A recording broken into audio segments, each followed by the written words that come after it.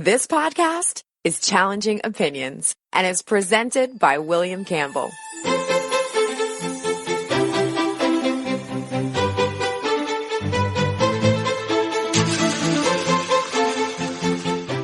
Thank you for downloading the Challenging Opinions podcast for July 22nd, 2019. In this podcast, I'll be talking to a researcher who has studied how where people live impacts their attitudes and their votes, and how people's attitudes and their votes shape where they choose to live.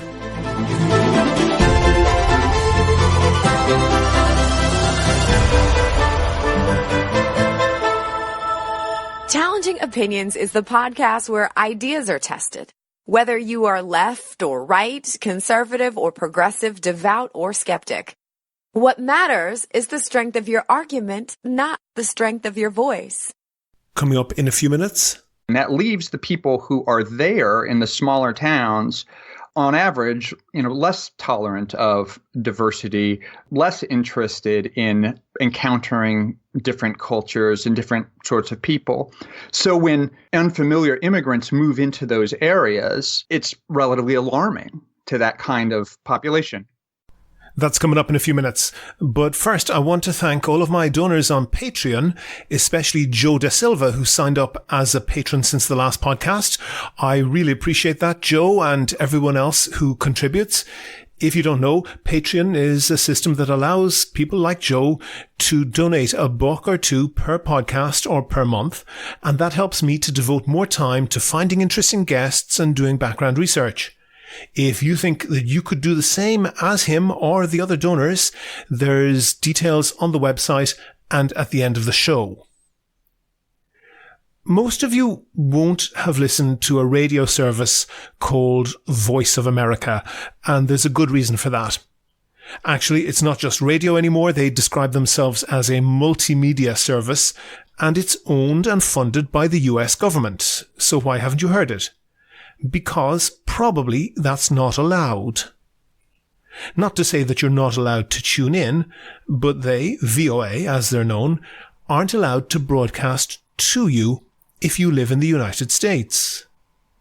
In the good old days of shortwave radio broadcasts, that meant that they would aim their broadcasts at other countries, never at the USA. The main targets were Central and Eastern Europe, the Caucasus, Central Asia, Russia, and the Middle East, and their job was to promote the American point of view. It's a propaganda station. They've never been really that successful. They don't have the same brand recognition as the BBC World Service, certainly not that level of trust. Like their Cold War competitors in Radio Moscow, they had a pretty heavy-handed bias that undermined their credibility. By the way, you shouldn't confuse Voice of America with Voice of Europe, which is a clickbait conspiracy website.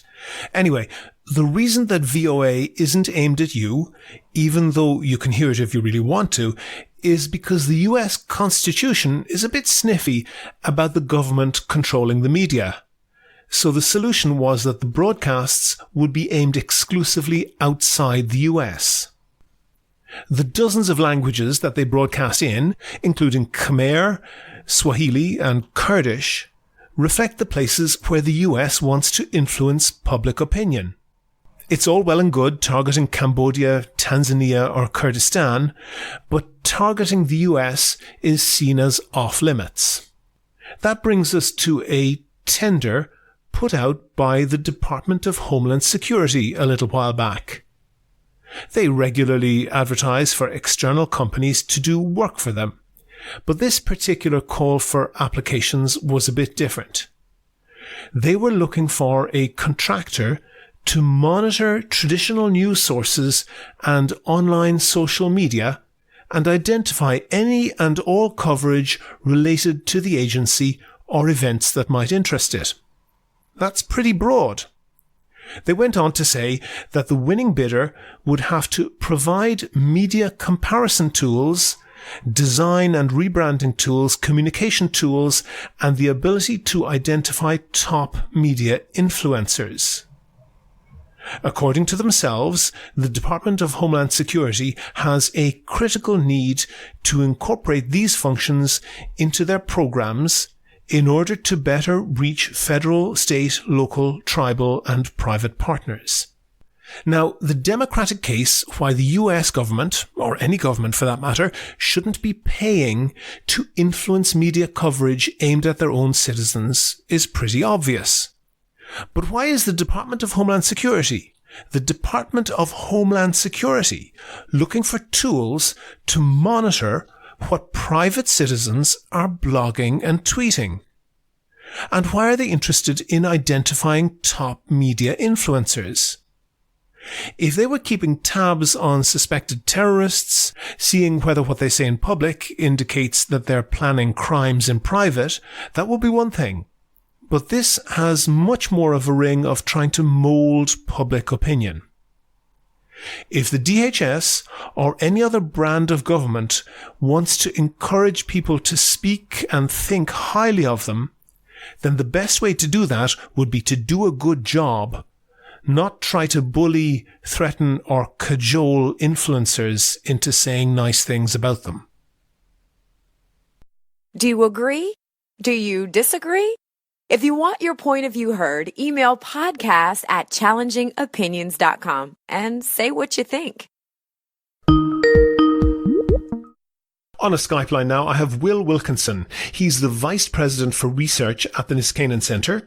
He's also a contributing opinion writer for the New York Times. Previously, he was a correspondent for The Economist and a research fellow at the Cato Institute. And last year, he wrote a paper called The Density Divide: Urbanization, Polarization, and Populist Backlash. Will, what do all these things have in common? Why did you think about writing this paper? The initial impetus was to try to figure out why Donald Trump became president, why Brexit happened in the UK, and why nationalist populist parties seem to be having unusual success, in Europe and lots of other places around the world. It's been a puzzle that I think a lot of people have been vexed by and are looking for answers about, but I wasn't very satisfied with the answers that I was seeing. It's just like backlash to immigration and demographic change, or, people are fed up with political correctness, or people are, immiserated by neoliberal globalism. And I had the sense that there's something deeper going on, so I wanted to dig into it. Well, one thing that you say with that is the backlash, for example, against immigration and the more populist parties rising.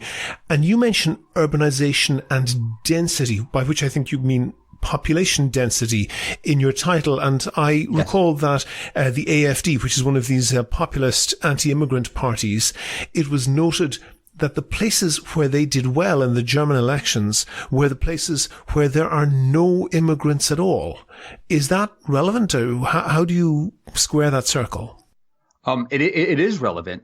The thing that tends to predict anti-immigration positions has very little to do with the immigrant portion of the population. And, indeed, it's inversely related. The more immigrants there are right next to you, the more likely you are to be friendly to immigrants. What tends to predict backlash is, the rate of change.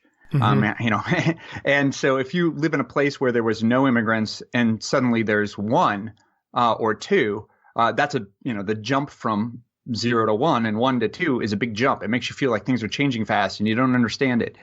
But more importantly, and like one of the things that I draw out in the paper, the places that are ethnically homogeneous or relatively uniform are in part that way because the people who have lived in those places are precisely the people who haven't been as attracted to urbanization, who haven't been drawn to big, dense, diverse, multicultural cities for a variety of reasons. And that's really the theme of my paper. I explore how differences in responsiveness to the incentives that lead people to urbanize, how those differences can sort and segregate national populations in a way that has dramatic political implications. One thing that you mention in your paper is sorting. And I want to go into a couple of the subheadings that you have on that. But maybe first of all, just tell us what you mean by sorting in population terms. What sorting means is, if you have a group of people and there are some salient difference among the individuals in the group, sorting is the process by which like clusters with like and separates from dislike. So an example that I give in the paper, which I'm sure everyone has had an experience with, you go to a party, and it's equal parts men and women, and sometimes you'll end up in a situation where all the women are clustered in one room talking about one thing, and all the men are in another room talking about sports or something, and that's the party has sorted by gender. But you can have sorting by race, by religion, by education level, anything that you can identify as an aspect of an individual, people can group along that dimension. And in terms of politics, one of the things that I really probe in the paper are the sort of personality attributes that tend to predict whether people will tend to have more socially liberal or socially conservative political opinions. Those tendencies tend to be predicted by certain personality attributes.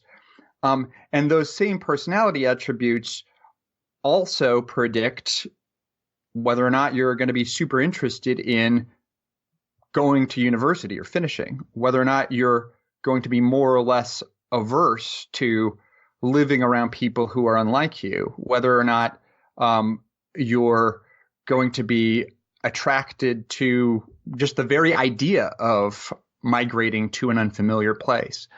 And so one of the things that I investigate is whether the population has sorted on the personality traits that tend to predict which way we'll vote. So essentially you're asking the question, is it possible that one type of person tends to maybe migrate to larger cities, another type of person, another personality type is less likely to migrate and more likely to stay in smaller towns and villages?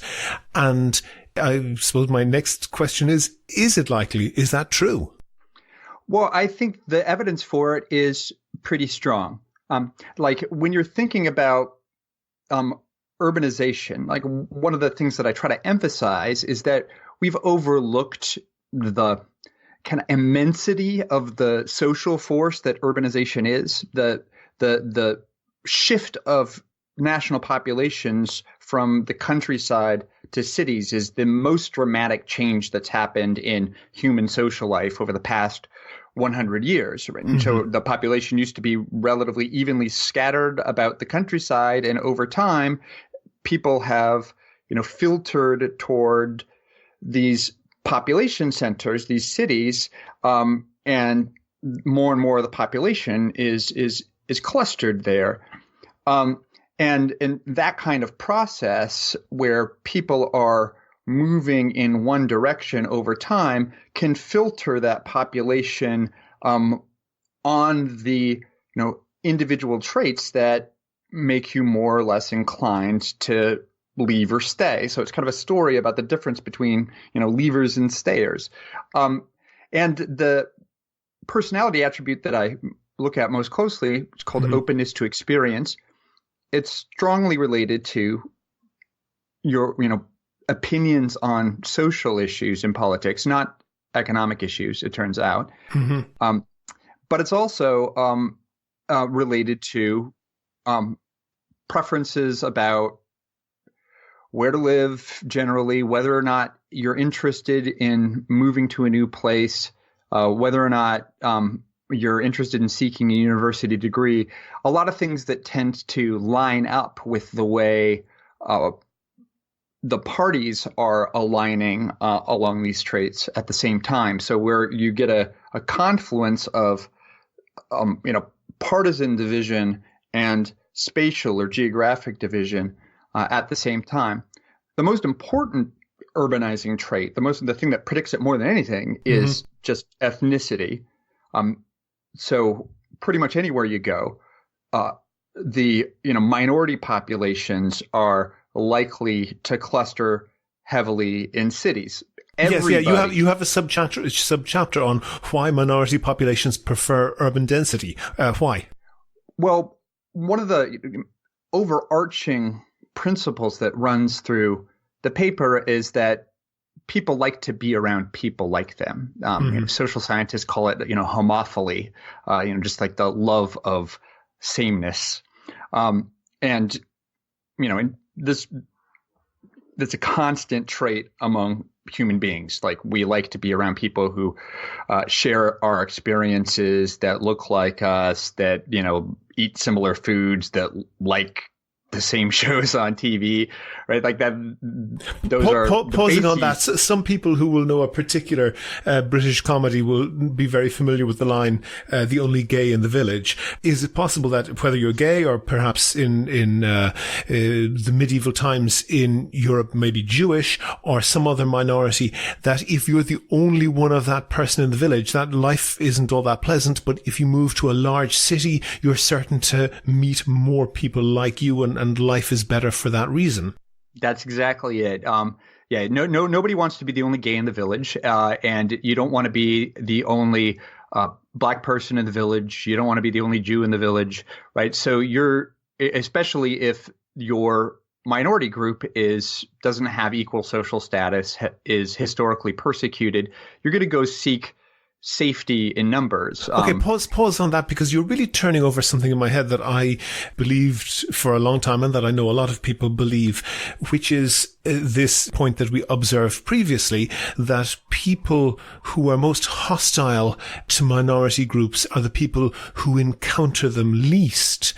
And I think the standard explanation for that was, once you get to know them, they're fine. Yes. But it may not be that. It may be, if I'm reading you correctly, it may be that people who get on with them anyway are more likely to cluster, and people who are likely to have a problem with them are sorting themselves by not clustering and not moving to larger urban centres. So it's not the fact that a higher level of familiarity creates less hostility. It's possibly the reverse. Yeah, I don't think they're mutually exclusive answers. I think that both effects are very, very real. There's very good evidence that just contact and familiarity tends to reduce hostility. So, like I mentioned, like people, freak out the most when the first few immigrants show up, and that's simply due to total unfamiliarity. But as that population grows, becomes integrated in the community, it's less striking, and people become comfortable with it. So there's a lot to be said for what's called the contact hypothesis. For instance, my hometown, which I talk about a lot in the paper, Marshalltown, Iowa. When I was in high school, not the biggest urban center in the U.S. No, not the biggest. It's 27,000 people. It's not big at all. And when I was in high school, there were barely any, Hispanic people living there. Today, it's nearly 30% Mexican. There's been a huge increase in the Mexican population, partly because the native population, the schools are pretty good in Iowa. They do a good job of educating the students, and the biggest employer in Marshalltown is a meatpacking plant, and it's just jobs that the native white kids weren't interested in. And if the meatpacking plant was going to stay open, they had to get workers from somebody else, and it turned out to be Mexicans from. They are all, interestingly enough, speaking of like homophily, people from the same town in Mexico. Like they're all from the same area. So it's chain migration with a bunch of people who are, family and friends. And at the early phase of that, there was an incredible amount of discomfort in Marshalltown about this increasing Hispanic population. But now it's gone on so long that the schools are about half, minority now. And that generation of kids was born there. They've grown up there. They're on the Little League team with your kids. And so it just completely normalizes it. And so whatever hostility there was at the beginning has really pretty substantially subsided. So I think there's a lot to just familiarity and contact. But it is also true that the people who have the strongest desire to not live around people who are dislike them are least likely to move at all. So then to move on, and I don't want to mention the T word too much, but is it possible that, and taking Marshalltown as an example, that type of chain migration into a place like that is something that might trigger populism, support for people like Donald Trump, and hostility to immigrants, because that's a native white population, or a white population that most certainly didn't select by moving themselves to live in a very diverse place.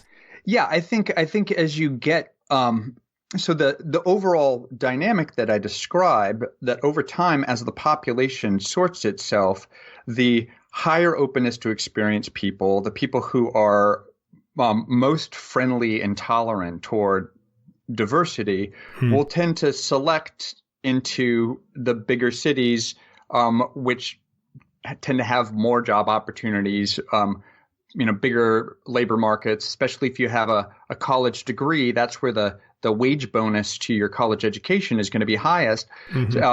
And so the higher openness people will tend to gravitate toward the cities, partly for the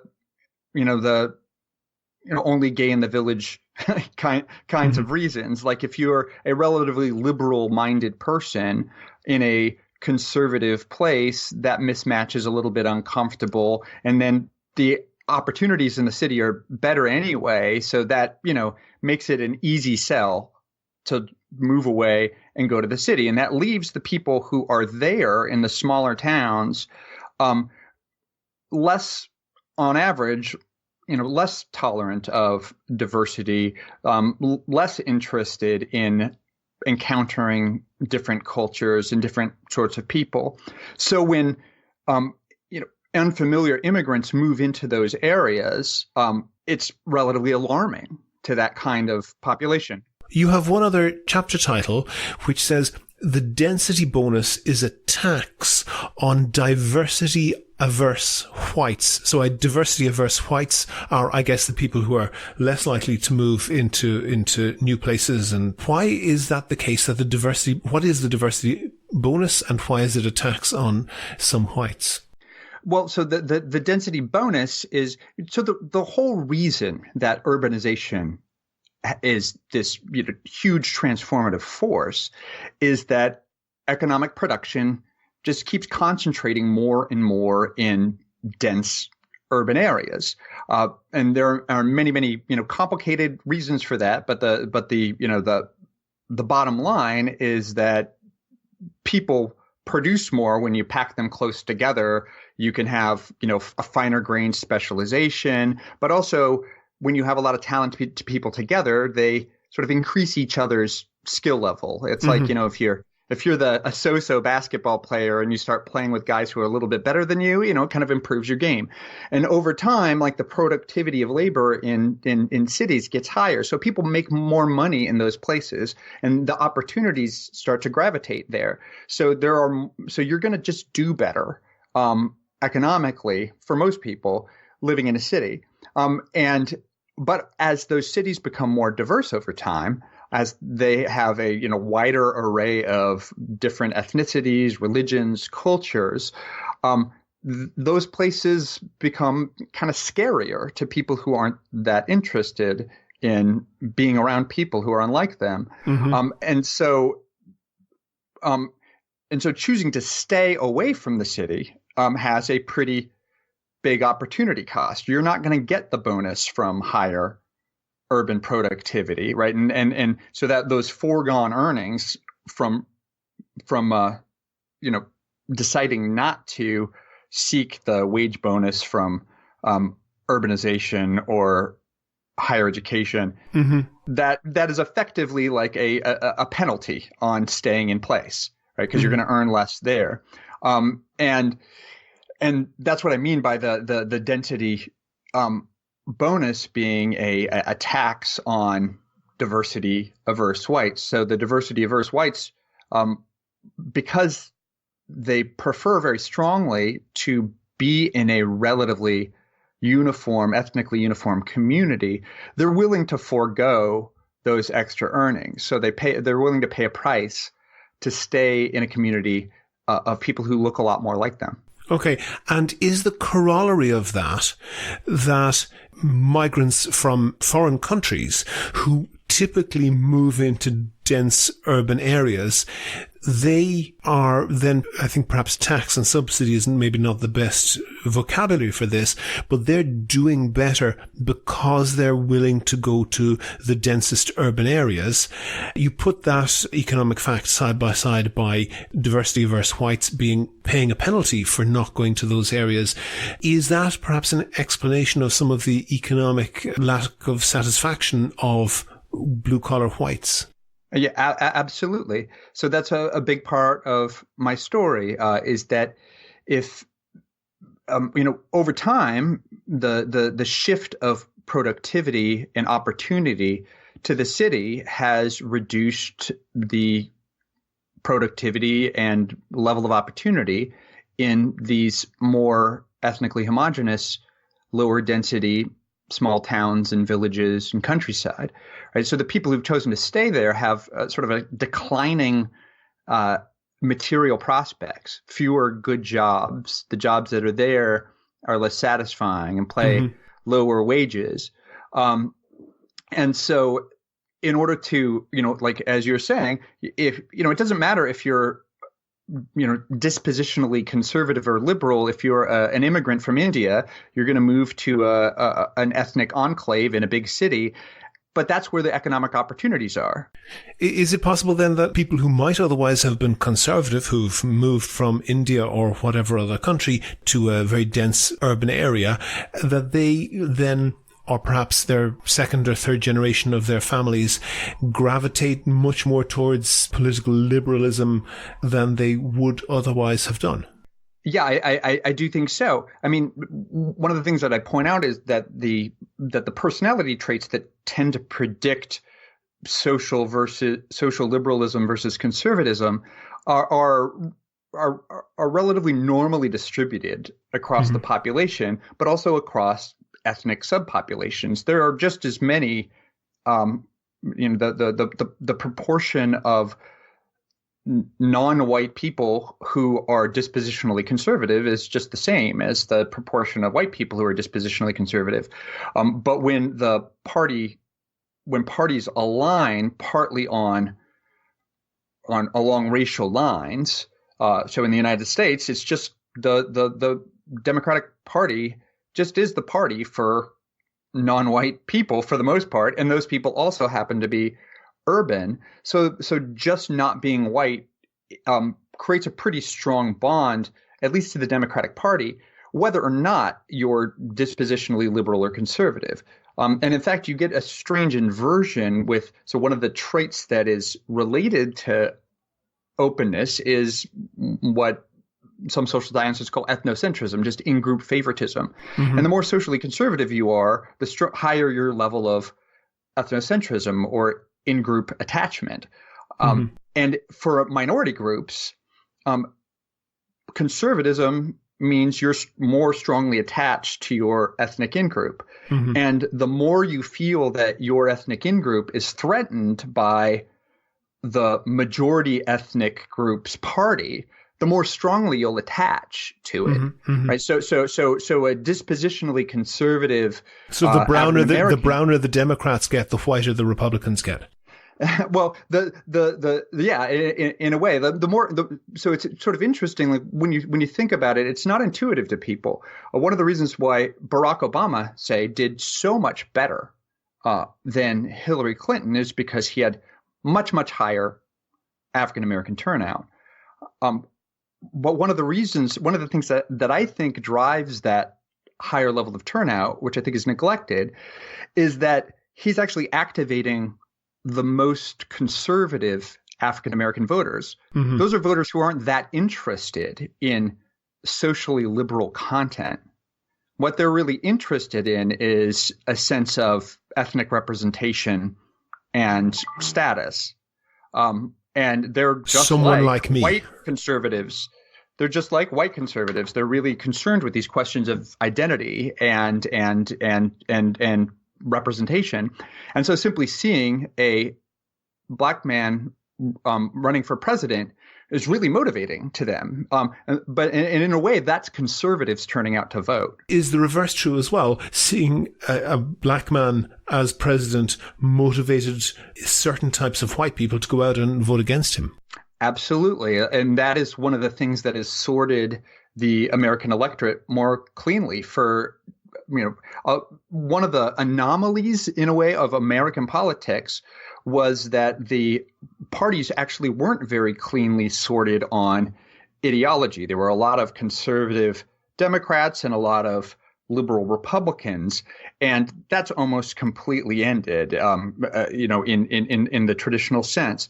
So, and that was largely caused by the fact that historically, by the fact that Southern whites had a strong attachment to the Democratic Party. LBJ predicted the end of that. And I think we've described very well where that, what you call that great divergence is coming from. I'm interested in where it's going to, because what you're describing is a phenomena that doesn't seem to have any obvious inbuilt limiting factor.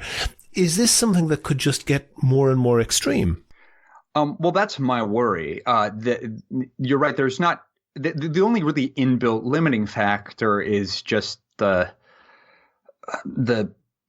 fact that urbanization can't go on forever, right?